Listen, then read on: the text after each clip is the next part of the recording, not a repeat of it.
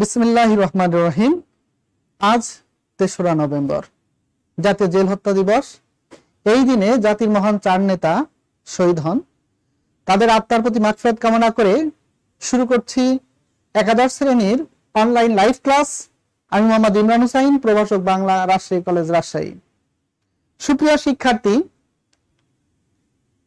সবাইকে স্বাগত জানাচ্ছি। ঐতিহ্যবাহী রাজশাহী কলেজ কর্তৃক আয়োজিত এই অনলাইন ক্লাসে সবাই উপস্থিত আছো বলে আমি বিশ্বাস করি। প্রথমে আমার পরিচয়টা দিয়ে নিই, যদিও প্রথম দিন পরিচয় দিয়েছিলাম, তারপরেও নতুন তোমরা যেহেতু একাদশ শ্রেণীতে, একবারে হয়তো নাম তোমাদের মাথায় নাও আসতে পারে। নাম হচ্ছে মোহাম্মদ ইমরান হুসাইন, প্রভাষক বাংলা, রাজশাহী কলেজ, রাজশাহী। আমার ইমেইল অ্যাড্রেস এবং মোবাইল নাম্বার দেওয়া আছে। তোমরা চাইলে ইমেইলের মাধ্যমে অথবা মোবাইলের মাধ্যমে আমার সাথে যোগাযোগ করতে পারো, অথবা বাংলার সম্পর্কে কোনো সমস্যা দেখা দিলে বা বাংলা পড়ার সম্পর্কে কোনো কিছু জানতে চাইলে, মনের ভিতরে কোনো আগ্রহ জাগলে তোমরা অবশ্যই আমার সাথে যোগাযোগ করতে পারবে। সুপ্রিয় শিক্ষার্থী, আমরা আজ একাদশ শ্রেণীর বাংলা প্রথম পত্র বইয়ের সিলেবাসের অন্তর্গত চতুর্থ রচনা নিয়ে আলোচনা করব। আশা করি তোমরা সবাই বুঝতে পারছো যে কোন বিষয়টা নিয়ে আলোচনা করব। আমাদের সিলেবাসে 4 নম্বরে কোন রচনাটা আছে তোমরা একটু অনুমান করার চেষ্টা করো। আজকে যে বিষয় নিয়ে আলোচনা করা হবে সেই বিষয়ের লেখক পরিচিতিতে আমি 3টা তথ্য দিয়েছি, যাতে তোমাদের এই অনুমানটা আরেকটু মজবুত হয়, তোমরা যাতে একটু সহজেই অনুমান করতে পারো যে আসলে কি পড়ানো হবে। আজকে যে লেখক সম্পর্কে আলোচনা করব তিনি হচ্ছে নারী জাগরণের পথিকৃৎ, বাংলা গদ্যের বিশিষ্ট শিল্পী এবং অবরোধবাসিনীর লেখক। সুপ্রিয় শিক্ষার্থী, তাহলে আগে বলেছিলাম যে আজকে পড়ানো হবে একাদশ শ্রেণীর সিলেবাসের অন্তর্গত 4 নম্বর রচনা। এখন বলা হচ্ছে যে রচনার লেখক বিভিন্ন উপাধিতে ভূষিত হয়েছেন তিনি হচ্ছে নারী জাগরণের পথিকৃৎ, বাংলা গদ্যের বিশিষ্ট শিল্পী এবং অবরোধবাসিনীর লেখক। তো আমরা এখান থেকে বুঝতে পেরেছি যে আজকে আমরা কোন বিষয় নিয়ে আলোচনা করব। সুপ্রিয় শিক্ষার্থী, আজকে যে বিষয় নিয়ে আলোচনা করা হবে সেটা হচ্ছে গৃহ। লেখক রোকেয়া সাখাওয়াত হোসেন। তো আমরা আজকে এই গৃহ সম্পর্কে আলোচনা করব, গৃহের বিভিন্ন উপযোগিতা নিয়ে আলোচনা করব এবং নারী সমাজে বিভিন্ন দিক নিয়ে আলোচনা করব। তো আমরা এই গৃহ প্রবন্ধটা পড়ে কি শিখবো, মানে আজকে আলোচনা থেকে আমরা কি শিখবো সে বিষয়টা আমরা এখনই দেখে নিব আর কি। সুপ্রিয় শিক্ষার্থী, আমরা মূলত এই গৃহ প্রবন্ধটায় যে বিষয়গুলো আলোচনা করব একটু আমরা দেখে নিই। গৃহ থেকে প্রথমে হচ্ছে বেগম রোকেয়া সাখাওয়াত হোসেনের পরিচয় দেওয়া রয়েছে। আমরা একটু পরিচয় সম্পর্কে একটু জেনে নিই। রোকেয়া সাখাওয়াত হোসেন, কিন্তু অধিকাংশ ক্ষেত্রেই আমরা এক বাক্যে বলে ফেলি বেগম রোকেয়া সাখাওয়াত হোসেন, যদিও কখনোই রোকেয়া তার নামের আগে বেগম ব্যবহার করেননি, কিন্তু আমাদের প্রচলিত কথাই বেগম শব্দটা চলে আসে। আমরা চেষ্টা করব বেগমটাকে পরিহার করার জন্য, কারণ তিনি যেহেতু তার নামের আগে বেগম ব্যবহার করেননি আর এটা ব্যক্তির নাম, সুতরাং বাংলা বানের নিয়ম অনুসারে কারণ নাম সংস্কারের ক্ষমতা কাউকে দেওয়া হয়নি। সেই জন্য আমরা নিশ্চিন্তে, নির্বিঘ্নে, নির্দ্বিধায় এই রোকেয়া সাখাওয়াত হোসেন নামটাই ব্যবহার করব। সুপ্রিয় শিক্ষার্থী, আমরা প্রথমে দেখতে পাচ্ছি তার জন্মসাল। তিনি জন্মগ্রহণ করেছিলেন 1880 খ্রিস্টাব্দের 9 ডিসেম্বর। এবং মনে রাখতে হবে এই রোকেয়া সাখাওয়াত হোসেনের জন্মসাল এবং মৃত্যু সাল আলাদা হলেও তারিখ কিন্তু একই, সেটা হচ্ছে 9 ডিসেম্বর। সেই জন্য 9 ডিসেম্বরকে রোকেয়া দিবস হিসাবে ঘোষণা করা হয়েছে। প্রিয় শিক্ষার্থী, আমরা একটু দেখি যে তার জন্মস্থান। তিনি জন্মগ্রহণ করেছেন রংপুর জেলার মিঠাপুকুর থানার পায়রাবন্দ গ্রামে। তাহলে আমরা এখানে 3টা তথ্য পেলাম। গ্রামের নাম হচ্ছে পায়রাবন্দ গ্রাম এবং থানার নাম হচ্ছে মিঠাপুকুর এবং জেলার নাম হচ্ছে রংপুর। তাহলে এই 3টা নাম আমাদেরকে অবশ্যই মনে রাখতে হবে, জেলা, সাথে থানা এবং গ্রাম। তিনি পরিচিত নারী জাগরণের পথিকৃৎ হিসাবে, নারী আন্দোলনের পথিকৃৎ নয়, নারী দেখলে আমাদের মাথা খারাপ হয়ে যায় যে জাগরণ নাকি আন্দোলন, এটা দেখার টাইম নেই, আমরা খুব দ্রুত লাগিয়ে দিই রোকেয়া সাখাওয়াত হোসেন। কিন্তু মনে রাখতে হবে, যদি বলা হয় নারী জাগরণের পথিকৃৎ তাহলে হবে রোকেয়া সাখাওয়াত হোসেন, আর যদি বলা হয় নারী আন্দোলনের পথিকৃৎ তাহলে হবে সুফিয়া কামাল। তো এই যে রোকেয়া সাখাওয়াত হোসেন, তার পিতার নাম জহিরুদ্দিন আবু আলী হায়দার সাবের, পিতার সাথে সাথে মায়ের নামটাও আমরা একটু জেনে নিই। তার মায়ের নাম রাহাতুন্নেসা চৌধুরী, প্রকৃত নাম রোকেয়া খাতুন। তাহলে দেখতে পাচ্ছি আমাদের যে সচরাচর নামের আগে বেগম বা নামের পরে খাতুন, এরকমই একটা নাম, একদম সহজ সরল নাম, নাম হচ্ছে রোকেয়া খাতুন। তাহলে তার নাম রোকেয়া সাখাওয়াত হোসেন হলো কিভাবে? রোকেয়া সাখাওয়াত হোসেন হয়েছে রোকেয়া খাতুনের যখন বিয়ে হয়েছে 1898 সালে সৈয়দ সাখাওয়াত হোসেনের সাথে। তিনি একজন বিপত্নিক ছিলেন এবং পেশায় ডেপুটি ম্যাজিস্ট্রেট ছিলেন। এই বিবাহ বন্ধনে আবদ্ধ হওয়ার পরে রোকেয়া খাতুন থেকে তিনি হয়ে গেছেন রোকেয়া সাখাওয়াত হোসেন। সুপ্রিয় শিক্ষার্থী, তাহলে আমরা জেনে ফেলেছি যে রোকেয়া সাখাওয়াত হোসেনের প্রকৃত নাম, তার প্রকৃত নাম হচ্ছে রোকেয়া খাতুন। তাহলে কেন রোকেয়া সাখাওয়াত হোসেন হয়েছে? কারণ সৈয়দ সাখাওয়াত হোসেনের সাথে বিবাহ বন্ধনে আবদ্ধ হওয়ার পরে তার নাম পরিবর্তন হয়েছে রোকেয়া সাখাওয়াত হোসেন।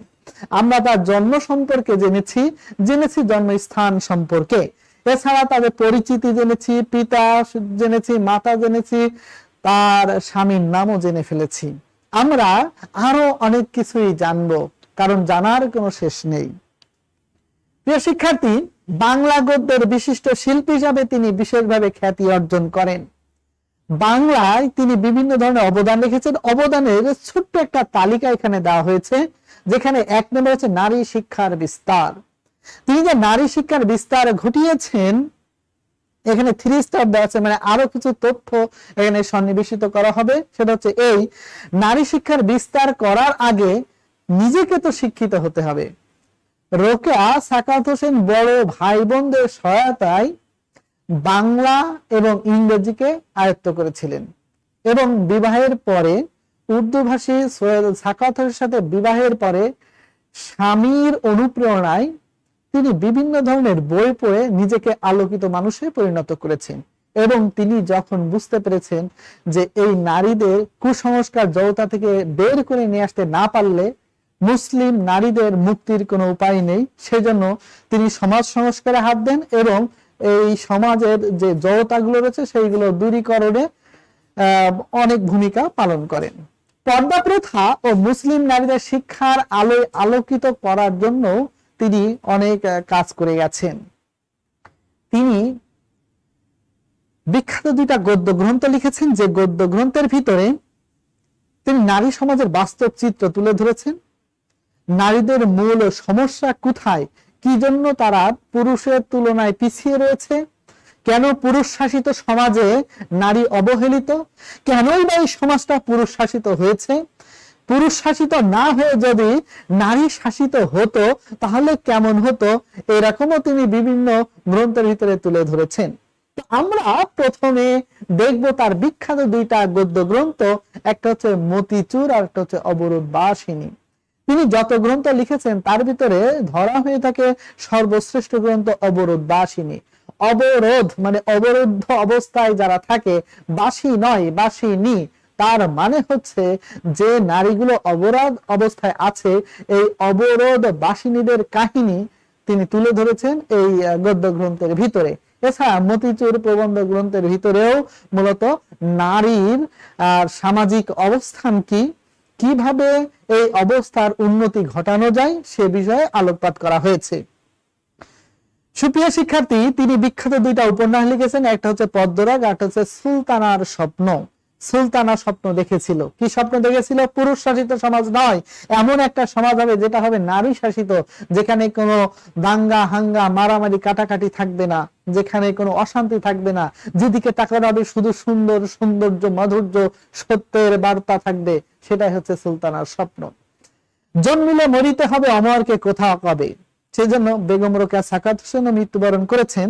তিনি 9 ডিসেম্বর 1932 খ্রিস্টাব্দে মৃত্যুবরণ করেন। আগেই বলেছি যে রোকেয়া সাখাওয়াত হোসেনের জন্ম সাল মৃত্যু সাল ভিন্ন হলেও তারিখ কিন্তু একই, সেটা হচ্ছে 9 ডিসেম্বর, এবং 9 ডিসেম্বরকে বলা হয় রোকেয়া দিবস। সুপ্রিয় শিক্ষার্থী, তাহলে আমরা দেখতে পাচ্ছি যে এই যে রোকেয়া নারী জাগরণের প্রতীকী, নারী জাতি ঘুমিয়েছিল, এই ঘুমন্ত নারী জাতিকে জাগানোর পিছনে যার অবদান সবচেয়ে বেশি, বাংলা সাহিত্যের বিশিষ্ট গদ্য শিল্পী রোকেয়া সাখাওয়াত হোসেন। তিনি যেমন নিজেকে আলোকিত করেছেন, ঠিক তেমনি মুসলিম নারী সমাজকে আলোকিত করার জন্য নারী শিক্ষার বিস্তার ঘটিয়েছেন। আঞ্জুমানে খাওয়াতিনে ইসলাম প্রতিষ্ঠা করেছেন, তিনি সমাজের কুসংস্কার দূর করেছেন, জড়তা দূর করেছেন, এবং পর্দা প্রথার বিপক্ষে তিনি দাঁড়িয়েছেন তা না, পরিমিত বোধ যে পর্দা কোথায় ব্যবহার করতে হবে, কতটুকু পরিমাণ ব্যবহার করতে হবে, পর্দা ব্যবহার যেন নারী সমাজের জন্য অকল্যাণ ডেকে না আনে, বরঞ্চ পর্দাকে ব্যবহার করতে হবে কল্যাণ হিসাবে। এটা যেন নারীকে অবরুদ্ধ অবস্থা করে না দেয়, সে যেন বাধ্য হয়ে এটা না করে। নারীদেরকে আলোকিত করার জন্য তাকে শিক্ষিত হওয়ার কথা বলা হয়েছে। নারীদের সমাজে অবদান রাখতে গেলে তাদেরকে শিক্ষিত হতে হবে, তাদেরকে স্বাবলম্বী হতে হবে। জাগো ভগিনী প্রবন্ধের ভিতরে তিনি ভগিনীদেরকে জাগার জন্য আহ্বান করেছেন। অর্ধাঙ্গী প্রবন্ধের ভিতরে তিনি দেখিয়েছেন যে নারীরা সমাজের অর্ধাঙ্গ।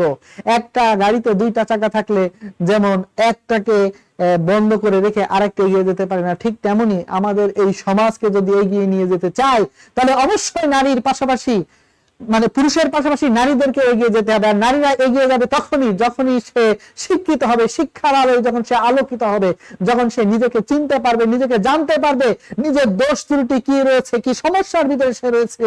যতক্ষণ সে তার নিজের সমস্যাকে উপলব্ধি করতে না পারবে ততক্ষণ সেটা সমাধানের চেষ্টা করবে না।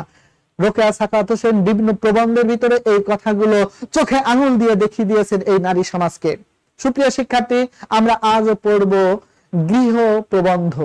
এই গৃহ প্রবন্ধ পড়ার মাধ্যমে আমরা জানতে পারবো আসলে গৃহ বা নিকেতন বলতে কি বোঝায়। সাথে সাথে জানবো মুসলিম নারী সমাজের গৃহে অবস্থান কেমন বা ভূমিকা কেমন। শুধু মুসলিম নারী সমাজে নয়, বরঞ্চ বিভিন্ন ধর্মে নারীদের অবস্থান কেমন। আমরা সচরাচর জেনে থাকি নারীরা সামলাবে ঘর, পুরুষরা সামলাবে বাহির, কিন্তু যে এই ঘরের প্রকৃত দাবিদার সেই নারী আজ গৃহী হিসাবে আছে তা নয়, বন্দিনী হিসাবে রয়েছে, অবরোধবাসিনী হিসাবে রয়েছে। তিনি অবরোধ থেকে মুক্ত করতে চান এই নারী সমাজকে। সুপ্রিয় শিক্ষার্থী, আমরা এই নারী সমাজের অবস্থান দেখব। পুরুষ শাসিত সমাজ যে নারী কিভাবে একটা সংসারে অবস্থান করছে, গৃহে অবস্থান করছে, সেটা তার জন্য শান্তির জায়গা নাকি অশান্তির জায়গা, এটাকে সে সুখ মনে করে না দুঃখ মনে করে, বিভিন্ন ধরনের কথা এই প্রবন্ধের আলোকে আমরা ব্যাখ্যা বিশ্লেষণ করব। তো আমরা এখানে শিখন ফলে লার্নিং আউটকামস, গৃহের সংজ্ঞা দিতে পারবে, গৃহের উপকারিতা সম্পর্কে লিখতে পারবে, গৃহে বাঙালি মুসলিম নারীদের অবস্থান সম্পর্কে জানতে পারবে, বিভিন্ন ধর্মে নারীর অবস্থান সম্পর্কে মূল্যায়ন করতে পারবে, এছাড়া পুরুষতান্ত্রিক সমাজে নারীর অবস্থান চিহ্নিত করতে পারবে। অর্থাৎ আমরা যদি এই গৃহ প্রবন্ধটা পড়ে ফেলি যেটা লিখেছেন রোকেয়া সাখাওয়াত হোসেন, এর ভিতরে তিনি যেমন এই গৃহের সংজ্ঞা প্রদান করেছেন, ঠিক তেমনি এই গৃহ কখন আমাদের কিভাবে উপকারে আসে সেটাও দেখিয়েছেন। শুধু তাই নয়, গৃহে বাঙালি মুসলমানরা কিভাবে অবস্থান করছে সে সম্পর্কেও তিনি প্রমাণ স্বরূপ উদাহরণ দিয়েছেন, দৃষ্টান্ত তুলে ধরেছেন। মুসলিম সমাজে শুধু নারী অবহেলিত তা নয়, বরঞ্চ বিভিন্ন ধর্মে নারীর অবস্থান অত্যন্ত শোচনীয়, এবং যে নারীগুলো গৃহে অবস্থান করে, গৃহ তো গৃহ নয়, তাদের জন্য যেন একটা জেলখানা, ঠিক তেমনি একটা অবস্থান বিভিন্ন উদাহরণের মাধ্যমে তুলে ধরেছেন। সাথে সাথে নারীকে কিভাবে মূল্যায়ন করা হয়েছে আমাদের সমাজে সেটাও তুলে ধরা হয়েছে। আমরা এখন গুটি গুটি পাই এগিয়ে যাব গৃহের দিকে। অর্থাৎ রোকেয়া সাখাওয়াত হোসেন যে প্রবন্ধটা লিখেছেন সেই প্রবন্ধের আলোকে আমরা প্রত্যেকটা লাইন ব্যাখ্যা বিশ্লেষণ করে দেখার চেষ্টা করব আসলে গৃহ প্রবন্ধের ভিতরে প্রাবন্ধিক কোন কথাটা বলতে চেয়েছেন, কি জন্য বলতে চেয়েছেন, কিভাবে বলতে চেয়েছেন। এই প্রবন্ধটা সাধু ভাষায় লেখা। গৃহ বলিলে একটা আরাম বিরামের শান্তিনিকেতন বোঝায়।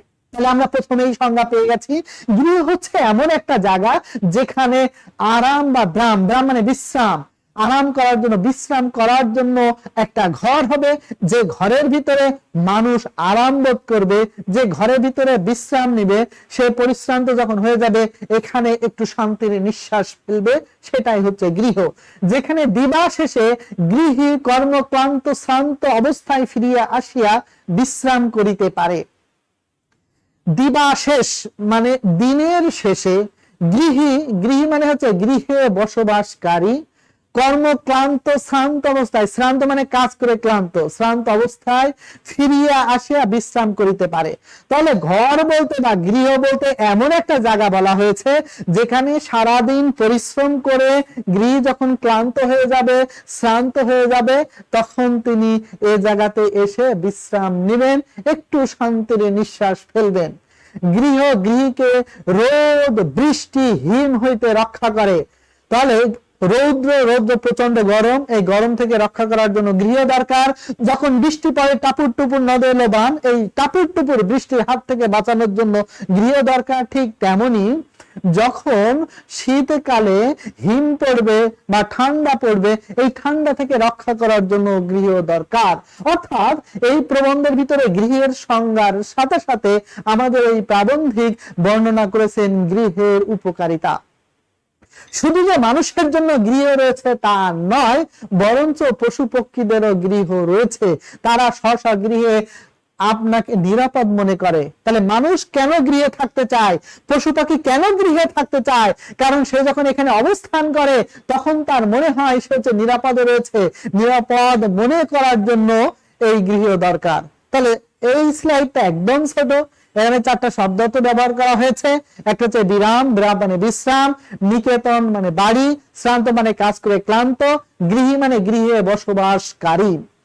তো আমরা এইটুকুর ভিতরেই বুঝে ফেলেছি যে গৃহ কাকে বলে, সাথে বুঝে ফেলেছি যে গৃহ কি কাজে ব্যবহৃত হয়। অর্থাৎ গৃহ আছে কিন্তু কি কাজে ব্যবহৃত হয় এটা জানি না, তাহলে তো চলবে না। সেই জন্য গৃহ কাকে বলে এবং গৃহ কি কাজে লাগে এবং আমাদের কি উপকারে দেয় সেটাও যেমন বর্ণনা করা হয়েছে। এবং মানুষের সাথে সাথে এই আশরাফুল মাখলুকাত, মানুষ শুধু গৃহে থাকবে তা নয়, পৃথিবীতে যত প্রাণী পশু পাখি আছে তাদেরও স্ব গৃহ রয়েছে। তারা সবাই গৃহে থাকতে পছন্দ করে, কারণ গৃহে নিরাপদ মনে করে। পিপাসা না থাকলে জল যেমন উপাদেয় বোধ হয় না। উপাদেয় মানে কি? সুস্বাদু। মানে যদি তৃষ্ণা না লাগে, যদি পিপাসা না লাগে, তাহলে পানি খেয়ে বা জল খেয়ে তার কাছে আনন্দ বা সুস্বাদু বোধ হবে না। সুস্বাদু তো তখনই হবে যখন সে তৃষ্ণার্ত, এক গ্লাস পানি তার সামনে ধরলে সে ঢকঢক করে খেয়ে ফেলবে এবং বলবে হৃদয়টা জুড়িয়ে গেল, কারণ তার ছিল পিপাসা। খাওয়ার ইচ্ছা তো তখন জাগবে যখন লাগবে ক্ষুধা। ক্ষুধা নেই, সামনে প্রচুর খাবার, লাভ নেই তো, আগে পেটে ক্ষুধা থাকা লাগবে, তখনই তো খাবার সুস্বাদু মনে হবে। অনেক সময় তরকারি ভালো হয়নি, রান্না ভালো হয়নি, পেটে ক্ষুধা থাকার কারণে পেট ভরে খেয়ে নিয়েছে। আবার অনেক সময় পেট ভরা, যতই চমৎকার রান্না করুক না কেন, খাওয়ার সময় মনে হয় কিছু না কিছু কম পড়েছে, কারণ রুচি নেই, রুচি নষ্ট হয়ে গেছে। পেট ভরা থাকলে রুচি আসবে কোত্থেকে? ঠিক তেমনই বলেছে যে সম্ভবত সেই রূপ গৃহ ছাড়িয়া কতকদিন বিদেশে না থাকলে গৃহ সুখ মিষ্টি বোধ হয় না। গৃহ যে এত মিষ্টি জায়গা, এত মধুর জায়গা, এত সুখের জায়গা, এত বিশ্রামের জায়গা, এত একটা মজার জায়গা, তখনই মনে হবে যদি কিনা এই গৃহ থেকে কিছুদিন গৃহ হারা অবস্থায় থাকে, কিছুদিন বাইরে অবস্থান করে, তখন তার কাছে এই গৃহ মিষ্টি বোধ হবে। পুরুষেরা যদিও সর্বদা বিদেশে যায় না, তবুও সমস্ত দিন বাহিরে সংসার ক্ষেত্রে থাকিয়া অপরাহ্নে, অপরাহ্ন মানে কি?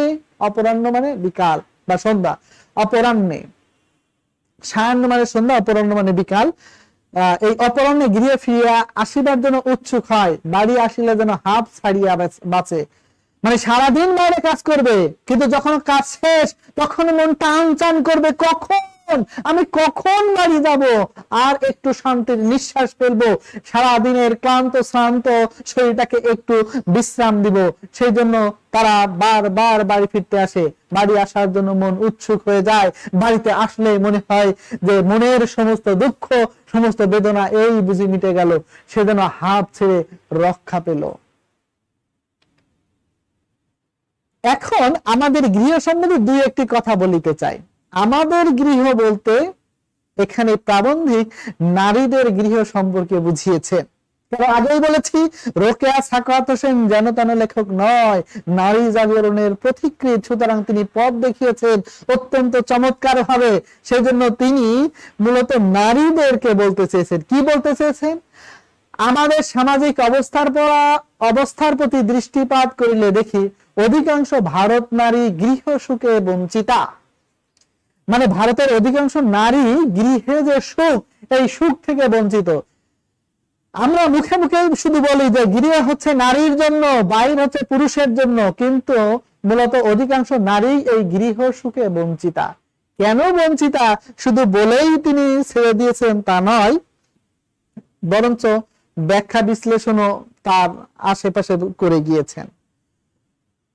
যাহারা অপরের অধীনে থাকে, অভিভাবকদের বাটিকে আপন ভবন মনে করিতে যাহাদের অধিকার নাই, গৃহ তাদের নিকট কারাগার তুল্য বোধ হয়। সাধু ভাষায় বাটি, চলিত ভাষায় বাড়ি। তার মানে যারা অপরের অধীনে থাকে, সচরাচর আমরা দেখতে পাই নারীরা অপরের অধীনে থাকে। তিনি বলেছেন আমাদের, মানে নারীদেরই কথা বলেছেন। যখন সে বাবার সংসারে থাকে তখন সে বাবার অধীনে থাকে, বিয়ের পরে স্বামীর অধীনে চলে যায়, স্বামী মারা গেলে সন্তানের অধীনে চলে যায়। অর্থাৎ এই নারীকে সর্বদাই কোনো না কোনো পুরুষের অধীনে থাকতে হয়। যারা অপরের অধীনে থাকে, অভিভাবকদের বাড়িকে আপন ভবন মনে করিতে পারে না, বা যাদের অধিকার নেই, এটা তাদের কাছে গৃহ মনে হয় না, এটা তাদের কাছে কারাগার তুল্য মনে হয়। আমি বন্দি কারাগারে, মনে হয় যে সে কারাগারের ভিতরে বন্দী রয়েছে। কারণ যে ঘরটা তার আপন হওয়ার কথা ছিল, যে ঘরের উপর তার অধিকার থাকার কথা ছিল, আজ সে অধিকারকে হরণ করা হয়েছে। আর এই অধিকার হরণ করার কারণে, এই অধিকার না দেওয়ার কারণে এই বাড়িকে তার নিজের বাড়ি মনে হচ্ছে না, মনে হচ্ছে যে তিনি জেলখানায় অবস্থান করছেন, কারাগারে অবস্থান করছেন। কারণ বাড়ি তো তখনই বাড়ি মনে হবে যার প্রতি তার অধিকার থাকবে, যেখানে সে কথা বলার সাহস পাবে, ক্ষমতা প্রকাশ করার সাহস পাবে, সে দাবি করতে পারবে বাড়িটা আমার। কিন্তু নারীদের সচরাচর সম্পত্তির উপরে এমন অধিকার দেওয়া হয়নি যে সে দাবি করবে এই বাড়িটা আমার। সেজন্য তাকে কখন, মানে কোন জীবনের প্রতিটা ক্ষেত্রেই কারো না কারোর উপর নির্ভরশীল হতে হয়, বা আমরা নির্ভরশীল করে রাখি এবং তাদেরকে অন্য কারো অভিভাবক হিসাবে দেখে থাকি। সুপ্রিয় শিক্ষার্থী, আমরা আরেকটু দেখব, পারিবারিক জীবনে সে সুখী নহে। মানে পরিবারে যেহেতু তার কোনো অধিকার নেই, সুতরাং সে সুখী না। সে নিজেকে পরিবারে একজন গণ্য বলিয়া মনে করিতে সাহসী নহে। তাহার নিকট গৃহে শান্তি নিকেতন বোধ হইতে পারে না।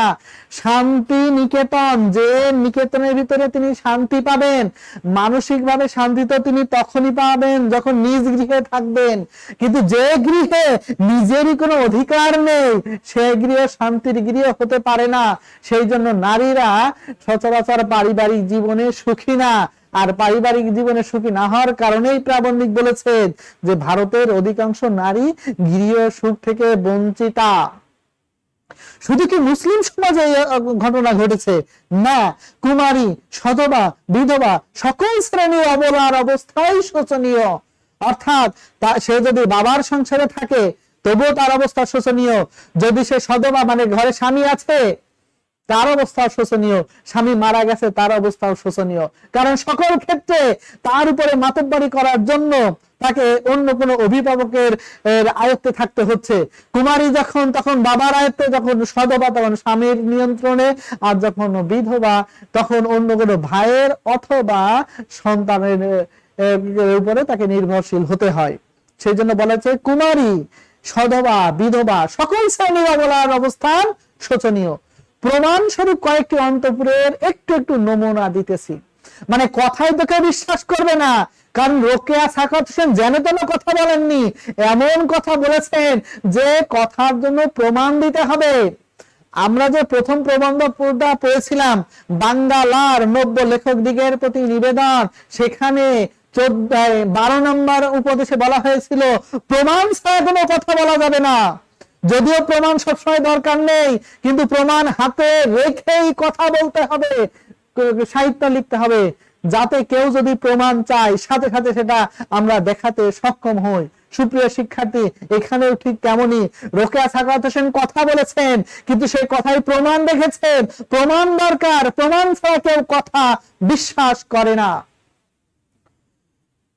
এরূপে অন্তঃপুরের পর্দা উঠাইয়া ভিতরের দৃশ্য দেখাইলে আমার ভ্রাতৃগণ অত্যন্ত ব্যথিত হইবেন, সন্দেহ নাই।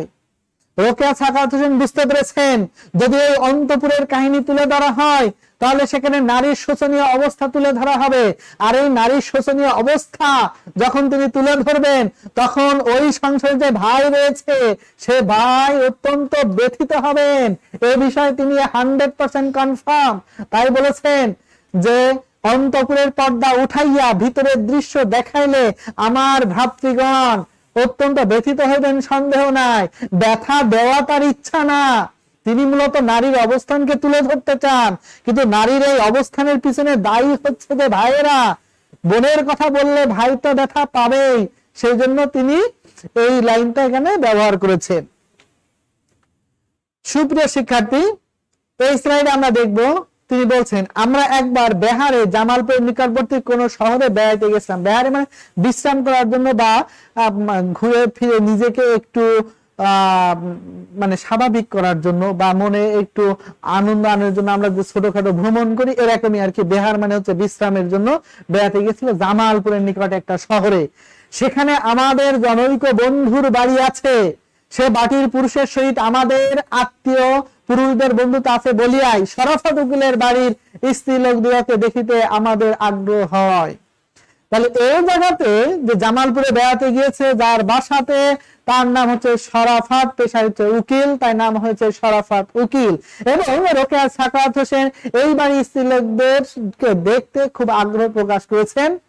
দেখিলাম মহিলা কয়টি অতিশয় শান্ত শিষ্ট মিষ্টভাষী, যদিও কূপমণ্ডূক।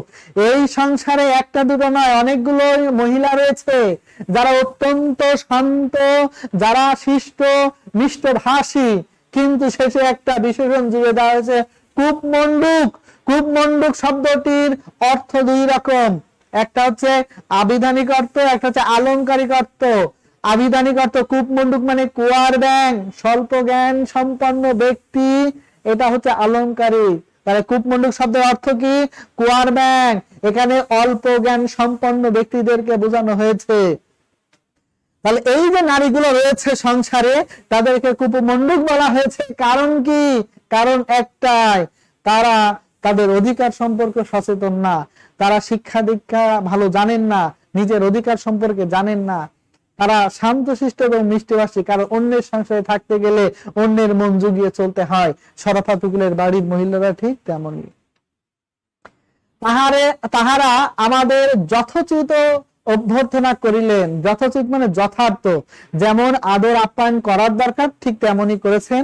সেখানে শরাফতের পত্নী হোসিনা, তাহলে পরীক্ষায় তোমাদের আসতে পারে যে শরাফতের স্ত্রী বা পত্নীর নাম কি? হোসিনা।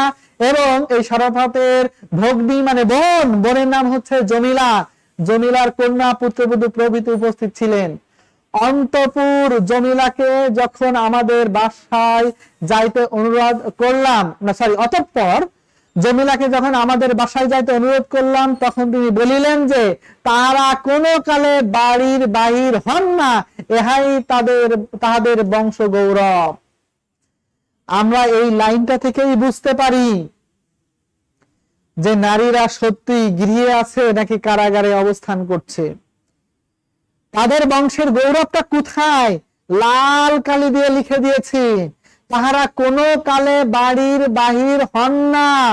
অর্থাৎ জন্ম থেকে এত বড় যে হয়ে গেছে তারা কোনোদিনও বাড়ির বাইরে যায়নি, এটাই হচ্ছে তাদের বংশ গৌরব। অর্থাৎ বছরের পর বছর তারা এই চার দেওয়ালের মাঝে বা প্রাচীরের মাঝে অবস্থান করছে। এটাকে তারা বংশ গৌরব বলে মেনে নিয়েছে, কিন্তু আসলে এটা যে নারীরা অবরোধবাসিনী, তারা যে অন্তঃপুরে বসবাস করে, গৃহে বন্দী অবস্থায় রয়েছে, সেটা একবার অকাট্য প্রমাণ হচ্ছে এই লাইনটি। কখনো ঘোড়ার গাড়ি বা অন্য কোনো যানবাহনে আরোহণ করেন নাই, বাড়ির বাইরে যায়নি, সুতরাং ঘোড়ার দরকার নেই, যানবাহনের দরকার নেই, কোনো কিছুর দরকার নাই। আমি সবিস্ময়ে বলিলাম, সবিস্ময়ে মানে বিস্ময়ের সহিত বললাম, তবে আপনারা বিবাহ করিয়া শ্বশুর বাড়ি যান কি রূপে? আপনারা কিভাবে শ্বশুর বাড়ি যান? যেহেতু বাড়ির বাইরে যাননি, ঘোড়ার গাড়িতে চড়েননি, কোনো যানবাহনে চড়েননি। আপনার ভ্রাতৃবধূ আসিলেন কি করিয়া? আপনারা কিভাবে শ্বশুর বাড়ি এসেছেন? আপনার ভাইয়ের বধূরা কিভাবে এসেছে? গাড়িতে ওঠেননি, ঘোড়ায় ওঠেননি, আকাশ থেকে কি টপ করে এসে পড়েছেন? জমিলা উত্তর দিলেন, ইনি আমাদের আত্মীয় কন্যা, এ পাড়ায় কেবল আমাদের গোষ্ঠীর বাড়ি পাশাপাশি দেখিবে। অর্থাৎ এই সংসারে যত মেয়ে আছে, এই মেয়েদেরকে এই এলাকাতে, এই পাড়াতেই বিয়ে দেওয়া হবে।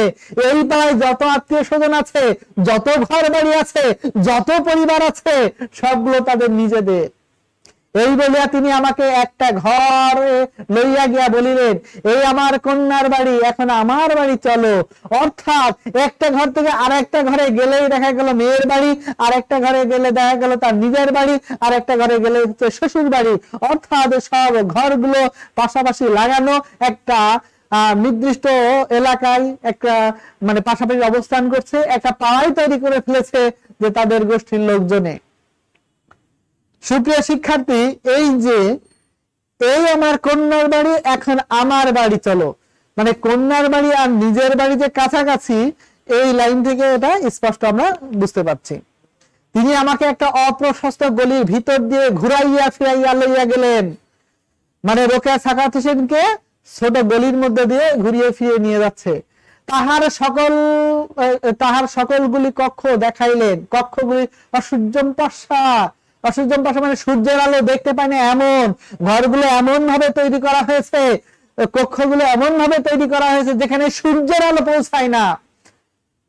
অতঃপর একটি দ্বার খুলিলে দেখিলাম অপর দিকে হোসিনার পুত্রবধূ আছে। জমিলা বলিলেন, দেখিলে এই দ্বারের ওপাশে আমার ভাইয়ের বাড়ি, এপাশে আমার বাড়ি, ও কক্ষে বধূ থাকেন বলিয়া এই দ্বারটি বন্ধ রাখি। তাহলে ভাইয়ের বাড়ি, পুত্রবধূ, মেয়ের বাড়ি, জামার বাড়ি, সবার বাড়ি কাছাকাছি, সুতরাং তাদেরকে কোথাও যেতে হয় না, ঘোড়ার গাড়িতে চড়তে হয় না, যানবাহনে চড়তে হয় না। কারণ তারা গৃহে অবস্থান করে। এই গৃহ তাদের জন্য গৃহ নয়, এই গৃহ যেন চার দেওয়ালের মাঝে বন্দী। আমাদের সওয়ারি দরকার হয় না কেন, তাহা এখন বুঝিলে? ওই রূপে সকল বাড়ি প্রদক্ষিণ করা যায়। সওয়ারি মানে যাত্রী, এর গাড়িতে চলে যাত্রী হওয়ার দরকার পড়ে না, বোঝাতে ব্যবহার করা হয়েছে। এরপর অত্যন্ত গুরুত্বপূর্ণ একটা লাইন ব্যবহার করা হয়েছে, সেই লাইনটা হচ্ছে এই, পাঠিকা মনে করেন যে, এই যে পাঠিকা কি মনে করেন যে হোসিনা বা জমিলা গৃহে আছেন? পাঠিকা, পাঠক নয়, কারণ পুরুষের উদ্দেশ্যে লেখেনি। তাই বলে কি পুরুষরা এটা পড়বে না? পড়বে। তিনি উদ্দেশ্য করে লিখেছেন নারীদেরকে, কিন্তু পুরুষদেরকে জানতে হবে, কারণ নারীদের এই হীন অবস্থার জন্য দায়ী হচ্ছে পুরুষ। সুতরাং নারীর অবস্থান পুরুষরা যতক্ষণ না দেখবে, তাদের দুঃখ কষ্ট যতক্ষণ না দেখবে, ততক্ষণ পর্যন্ত তাদের প্রতি সহানুভূতি বা কর্তব্যবোধ জাগ্রত হবে না। সেই জন্য নারীদেরকে লক্ষ্য করে তিনি এই কথাগুলো বলেছেন। কিন্তু নারী শুধু নয়, নারী সেরে পাশাপাশি পুরুষও দরকার রয়েছে। পাঠিকা কি মনে করেন যে হোসিনা বা জমিলা গৃহে আছেন? অবশ্য না, কারণ জন্মের পর থেকে এত বছর পার করে দিয়েছে, ছেলে মেয়ে বিয়ে দিয়েছে, কোনোদিনও ঘরের বাইরে যাননি, এটাই তার বংশ গৌরব। আসলে তারা গৃহে নেই, কেবল চারি প্রাচারের ভিতরে থাকলেই গৃহে থাকা হয় না। এদেশে বাসর ঘরকে কবর বলে, কিন্তু কবর বলা উচিত, কারণ কবরে যে এই যে 3.5 হাত জায়গার ভিতরে মানুষের অবস্থান, ঠিক তেমনি 4 দেয়ালের ভিতরে অবস্থান করছে এই নারীরা। সুতরাং এটাকে কোনো মতেই গৃহ বলা চলে না, এটা অবশ্যই কবরের সাথে তুলনীয়। সুপ্রিয় শিক্ষার্থী, আমরা এরপরে আরেকটা স্লাইড দেখব। সেই স্লাইডে বলা হয়েছে বাড়িখানা তো শরাফতের, সেখানে যেমন একপাল ছাগল আছে, হংস কুক্কুট আছে, সেই রূপ একদল স্ত্রীলোক আছেন। এটা যেন যেন কথা নয়। নারীদেরকে ছাগলের পালের সাথে, হাঁসের পালের সাথে, মোরগ মুরগির সাথে তুলনা করা হয়েছে। কারণ যেমন একপাল ছাগল থাকে, যেমন একপাল হাঁস থাকে, একপাল মুরগি থাকে, ঠিক তেমনি ভাবে একদল স্ত্রীও আছেন, অথবা স্ত্রী লোকদের বন্ধনী বলা যেতে পারে। কারণ কি? কারণ জন্ম থেকে এত বয়স হওয়া পর্যন্ত তারা কোনোদিন ঘরের বাইরে যাননি, তারা কোনোদিন ঘোড়ার গাড়িতে ওঠেননি, কোনো যানবাহনে ওঠেননি, তারা এই চার দেওয়ালের ভিতরে বন্দী। সুতরাং হয় তারা ছাগল হাঁস মুরগির মতো, নতুবা তারা বন্দী, এই কথাই বলা হয়েছে। সাধারণত পরিবারের প্রধান পুরুষটি মনে করেন গৃহখানা কেবল আমার বাটি, মানে আমার বাড়ি, এই বাড়িতে অন্য কারো অধিকার নেই। ওই বাড়ির প্রধান যে পুরুষ, তিনি সর্বময় ক্ষমতার অধিকারী মনে করেন এবং সবাই তার আশ্রিতা, পরিবারস্থ অন্যান্য লোকেরা তার আশ্রিতা। সুতরাং এই আশ্রিতার প্রতি অন্যায় ব্যবহার তিনি করতে পারেন, কারণ তিনি হচ্ছেন এই বাড়ির প্রধান কর্তা। সেই জন্য নারীরা যুগ যুগ ধরে বছরের পর বছর পরিবারে নির্যাতিত, নিপীড়িত, নিষ্পেষিত হয়েছে। কারণ পুরুষ নিজেকে স্বামী হিসাবে, প্রভু হিসাবে নিজের ভূমিকা পালন করেছে। তার বাড়িটা তার, এই বাড়ির মালিক সে। এই বাড়িতে কে আসবে কে আসবে না, কে খাবে কে খাবে না, কে কিভাবে কথা বলবে, কে কিভাবে চলবে, কে কোন কাজ করবে বা কে কোন কাজ করতে পারবে না, সবকিছু তিনি ধারণ করে দেন। এখানে কুক্কুট শব্দের অর্থ মোরগ বা মুরগি, এটা শব্দ অর্থ বা টিকার ভিতরে আছে, তোমরা একটু দেখে নিও। তিনি আরো কিছু উদাহরণ দিয়েছেন, কারণ উদাহরণ দিলে মানুষ সহজেই বুঝতে পারে। মালদহে কয়েকবার আমরা এক বাটিতে যাতায়াত করিয়াছি। গৃহ স্বামী কলিবের স্ত্রীকে আমরা কখনো প্রফুল্লমুখী দেখি নাই। তার মানে এই যে মালদহে একটা পরিবারের কথা বলা হচ্ছে, যে পরিবারের প্রধান কর্তা না হচ্ছে কলিম। এই গৃহস্বামী কলিমের স্ত্রীকে যখনই দেখেছে প্রফুল্লমুখী, মানে আনন্দিত দেখেনি, সবসময় বেজার, সবসময় মুখে কষ্টের ছাপ। তাহার ম্লান মুখখানি নীরবে আমাদের আন্তরিক সহানুভূতি আকর্ষণ করিত। ইহার কারণ এই, কয় বছর অতীত হইল কলিম স্বীয় ভাইরা ভাইয়ের সহিত বিবাদ করিয়াছে, তাহার ফলে কলিমের পত্নী স্বীয় ভগ্নীর সহিত দেখা করিতে পান না। তার মানে এই কলিমের একটা ভাইরা ভাই রয়েছে সলিম, করিম আর সলিমের ভিতরে দ্বন্দ্ব হয়েছে। এই দ্বন্দ্ব হওয়ার কারণে কলিমের স্ত্রী সলিমের স্ত্রীর সাথে বা সলিমের স্ত্রী কলিমের স্ত্রীর সাথে দেখা করতে পারেন না।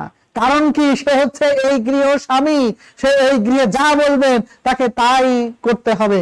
সুতরাং একটু যে শক্ত করে বলবেন, একটু ক্ষমতা দেখে বলবেন যে আমার বাড়িতে আমার ভগিনী আসবে, কিন্তু এই কথা বলার সাহস তাদের নেই। তিনি এতটুকু ক্ষমতা প্রকাশ করে বলিতে পারেন না আমার ভগ্নী আমার নিকট অবশ্যই আসিবে। হয় বাটি যে কলিমের, মানে এই বাড়ি তো কলিমের, কলিমের বাড়িতে তিনি অধিকার খাটাতে পারছেন না। আর আমরা মুখে বারবার বলি গৃহ হচ্ছে নারীদের জন্য, গৃহ হচ্ছে নারীদের জন্য। হ্যাঁ, গৃহ নারীদের জন্য, কিন্তু এই গৃহের প্রভু সে নয়, এই গৃহে আশ্রিতা সে।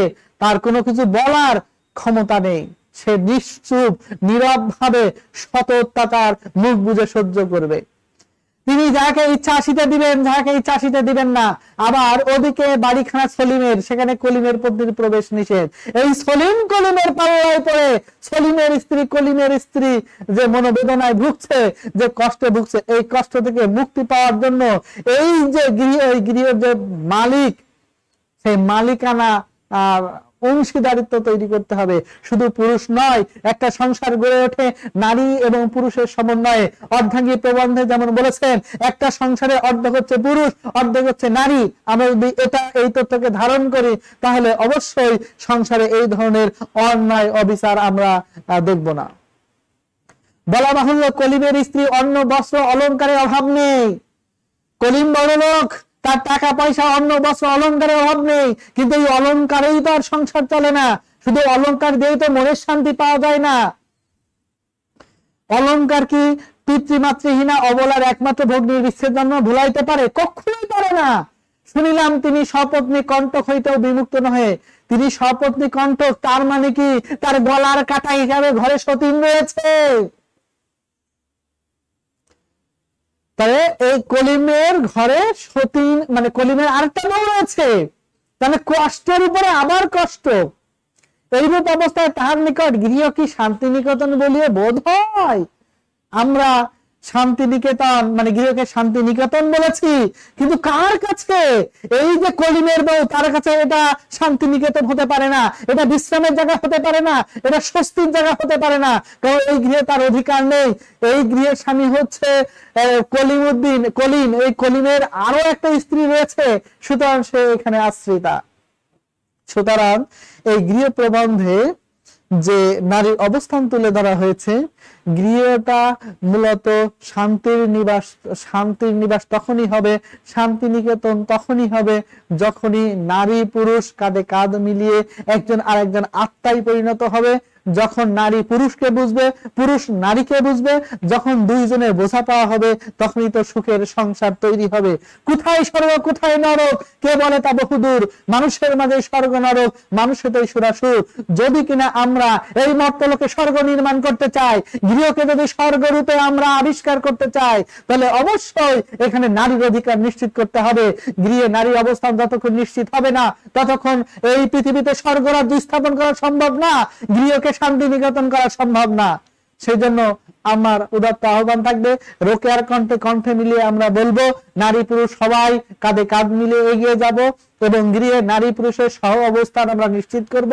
সুপ্রিয় শিক্ষার্থী, প্রবন্ধ আরো বাকি রয়েছে, আরো একটা ক্লাস নেওয়া হবে এই প্রবন্ধের উপরে, কারণ আমরা প্রত্যেকটা লাইন ব্যাখ্যা বিশ্লেষণ করব, যাতে বুঝতে কোনো ধরনের সমস্যা না হয়। সুপ্রিয় শিক্ষার্থী, তোমাদের একটু বাড়ির কাজ দেওয়া হচ্ছে। যে অংশটুকু পড়ানো হয়েছে এর ভিতর থেকে তোমরা জ্ঞানমূলক এবং অনুধাবনমূলক 10টা প্রশ্ন তৈরি করবে। আর এই প্রশ্ন তৈরি করতে গেলে অবশ্যই তোমাদের একটু পড়া লাগবে। তোমরা 5টা জ্ঞানমূলক, 5টা অনুধাবন হতে পারে, আবার 7টা জ্ঞানমূলক, 3টা অনুধাবন হতে পারে। যাই হোক, জ্ঞানমূলক এবং অনুধাবনমূলক 10টা প্রশ্ন তৈরি করবে। তবে এই অধ্যায় শেষ হয়ে গেলে তোমাদের একটা পরীক্ষার ব্যবস্থা করা যায় কিনা আমি দেখব। স্বাস্থ্য সকল সুখের মূল, করোনা চলছে, সুতরাং সবাই একটু স্বাস্থ্যের প্রতি নজর রাখবে, একটু সচেতন থাকবে। কোভিড-19 থেকে বাঁচার জন্য তোমরা অবশ্যই কোনো কিছু খাওয়ার আগে হাত সুন্দর করে ধুয়ে নিবে। এছাড়া বাইরে থেকে গেলে হাত ধুয়ে নিবে। তোমরা মাস্ক ব্যবহার করবে, আমরাও মাস্ক ব্যবহার করছি, শুধু ক্লাসের জন্য এই সময়টা মাস্ক ছাড়া আছি, কিন্তু আমরাও মাস্ক ব্যবহার করছি। সুতরাং তোমরা মাস্ক ব্যবহার করবে, হ্যান্ড স্যানিটাইজার ব্যবহার করবে। তোমরা সবাই ভালো থাকো। সবাইকে ধন্যবাদ জানিয়ে আজকের মতো শেষ করছি। আল্লাহ হাফেজ।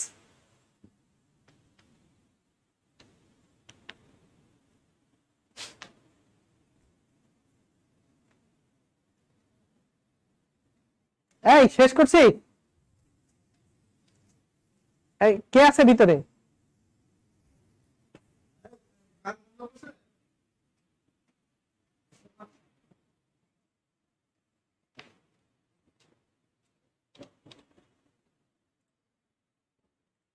শেষে দেখাতে একটু কেটে